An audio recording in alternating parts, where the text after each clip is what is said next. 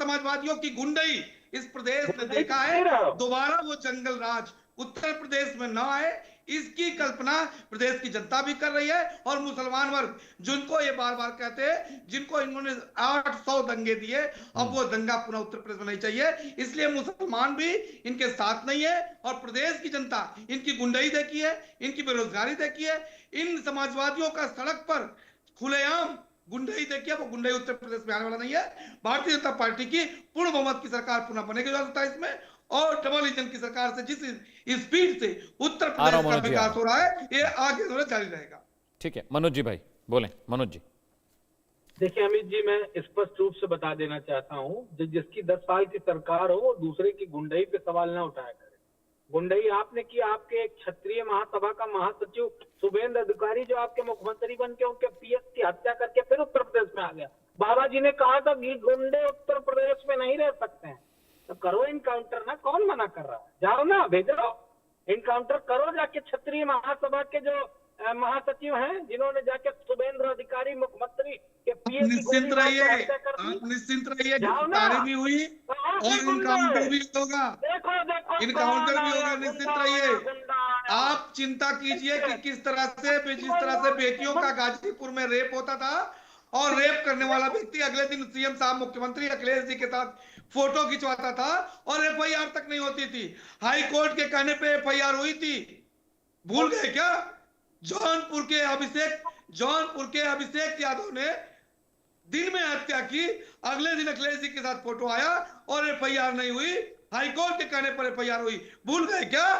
आपकी गुंडई प्रदेश ने देखा है कि हर हत्यारा का लिंक जो है अखिलेश यादव से जुड़ा हुआ था।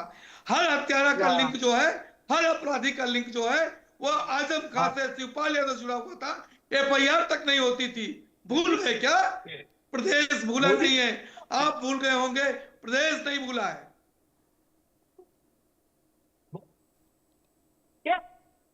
बैठा जी, फिर बोल रहा हूं मनोज यादव, अब आपका भ्रष्टाचार, गुंडाराज, अपराध और अपराधियों का मुख्यमंत्री से डायरेक्ट कनेक्शन वाला प्रदेश अब लौटने वाला नहीं है।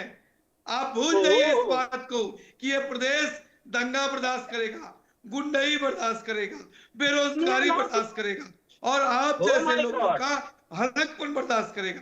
ये प्रदेश जाग चुका है। प्रदेश का एक नागरिक भारतीय जनता पार्टी के साथ खड़ा है और भारतीय जनता पार्टी की सत्ता इसमें सरकार बनेगी और समाजवादी पार्टी का जंगल राज, समाजवादी पार्टी का जंगल राज वापस नहीं आएगा। समाजवादी पार्टी का जंगल राज वापस नहीं आएगा। अरे साहब, क्या दिखा रहे हो? ये आपके तो एक एक नेताओं के वीडियो वायरल है, एक एक नेताओं के वीडियो वायरल है। देखो भाजपा का हर नेता का जिले, हर एक जिले में इस तरह की अश्लीलता थी। ये गुंडई और जंगल राज वापस नहीं आएगा। आप कर लो जो करना है, परंतु प्रदेश का मुसलमान, प्रदेश का नागरिक, प्रदेश की जनता ये जान चुकी है कि वो गुंडा राज, वो माफिया राज, वो भ्रष्टाचार वाला अपराध युक्त सरकार प्रदेश को नहीं चाहिए। मनोज जी क्या इसीलिए चाहेंगे कमरे में बंद करके? ज्ञान ना बताइए, जाइए। यही अस्तर है मनोज यादव और समाजवादी पार्टी का, यही अस्तर है।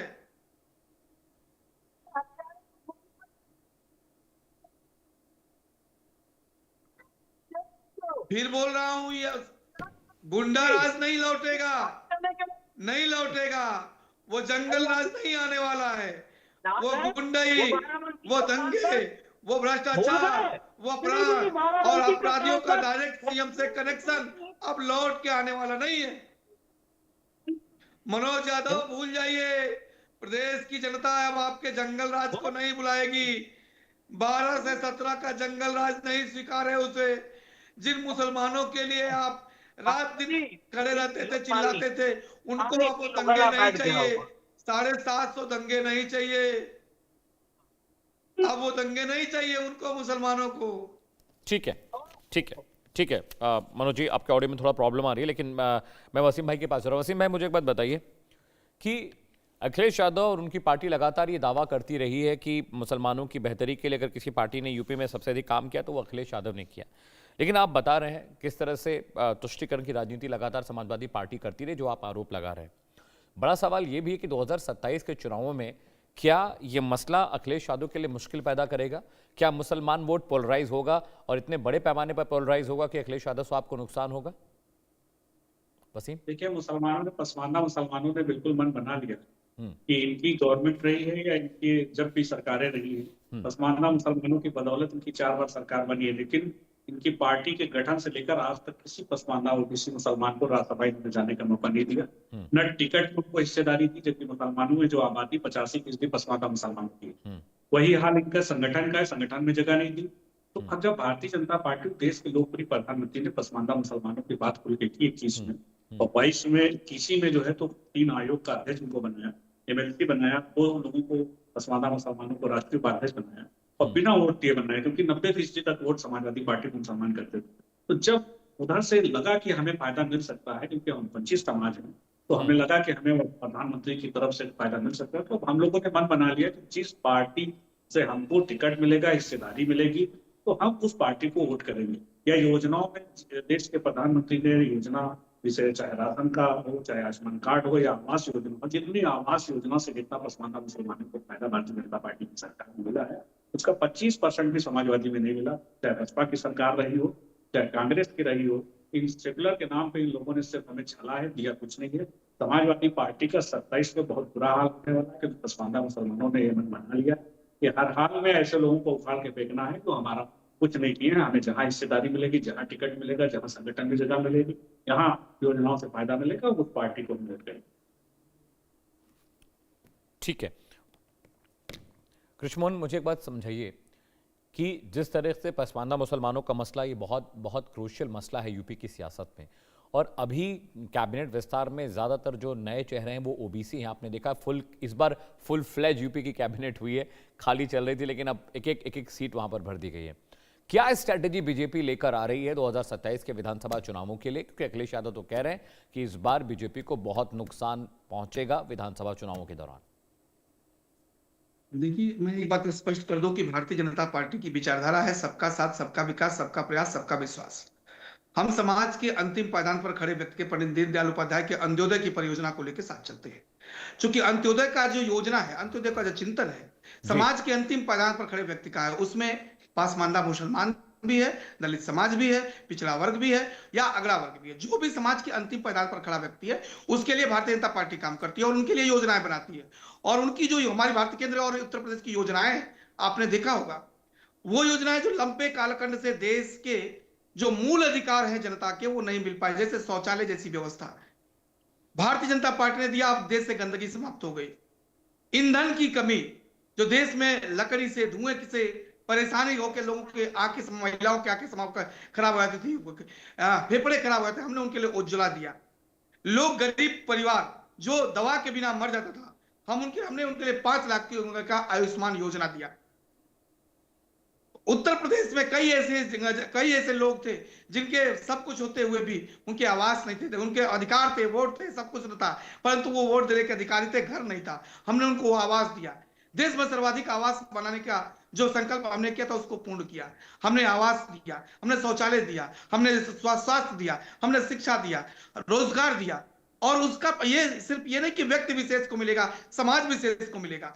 जो इस देश का नागरिक है और हकदार है, वो चाहे किसी भी वर्ग से आता हो, किसी भी धर्म से आता हो, किसी भी संप्रदाय से आता हो, तो हमने उसे देश का नागरिक मानकर उसको अधिकार दिया। और जिसका प्रतिफल ये रहा कि लंबे कालखंड से भारतीय जनता पार्टी का विश्वास अन्य विभिन्न लोगों का भी उपजा है। वो लोग जो कल तक हमें वोट नहीं करते थे, ये कहते हुए उनको डराया जाता था कि भारतीय जनता पार्टी की सरकार बन गई तो प्रदेश में दंगे होंगे, देश में दंगे होंगे। भारतीय जनता पार्टी की सरकार बनने के बाद देश से दंगे समाप्त हो गए, देश से अपराध खत्म हो गए। उत्तर प्रदेश में 0 टॉलरेंस की नीति के तहत अपराधियों पर हमने कार्रवाई किया और आज सारे लोग खुशी चैन से तेजी से उत्तर प्रदेश का विकास कर रहे हैं। जो कल तक डरते थे, अब उत्तर प्रदेश के विकास में सहभागी बन गए हैं। तो पुनः इस बात को दोहराता हूं कि प्रदेश और देश एक नई धारा की तरफ बढ़ चुका है। अब समाजवादी पार्टी के अपराध, भ्रष्टाचार, गुंडई, दंगाई और उनका जंगल राज प्रदेश को नहीं चाहिए। और उसका प्रतिफल यह है कि मुस्लिम वर्ग का बड़ा वर्ग भी अब भारतीय जनता ठीक है पार्टी को कृष्णमोहन वोट जी, कर रहा एक है। रिएक्शन मनोज जी से लो। मनोज जी, ये एक दीमक है जो पार्टी को खा जाएगा अंदर ही अंदर, क्योंकि अभी आज वसीम कह रहे हैं, शहाबुद्दीन बरेलवी रिजवी कह रहे हैं, कल 4 और बड़े मौलाना इस बारे में बात करेंगे। क्या पार्टी को इस नैरेटिव से नुकसान नहीं होगा, आपको लगता है?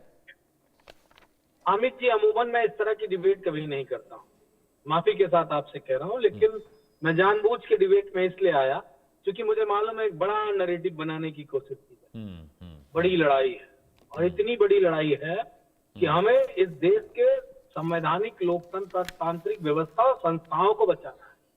यहाँ विषय कोई रायनी नहीं है, कोई मनोज यादव नहीं है, बहुत बड़ा मुद्दा है।